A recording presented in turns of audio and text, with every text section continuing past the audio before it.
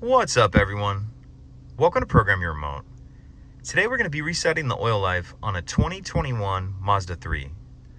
Like I said, this is a 21 Mazda 3 here, but it will be the same on a few different years. So we're going to reset the oil life using the buttons for the radio, and the first thing we need to do is back out to the main menu. So what we need to do is press this back button, and you need to press that until it takes you out to the main menu, like this. How many times you need to press that will vary depending on what screen you're starting from.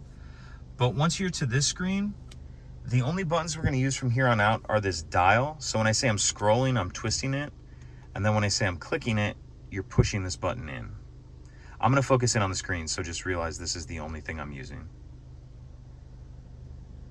So once we're on the main menu and we have information highlighted, go ahead and click that dial. And now we have this screen up, and we want to scroll down till we have vehicle status monitor highlighted and click it. Then we're going to scroll down to where it says vehicle maintenance settings and click that. And here you can change the date of your next oil change or the distance. And then once you have those set, highlight reset oil change distance and click it. And then scroll up till reset's highlighted and click that. And that's it. Pretty simple. If you have any questions, please let me know.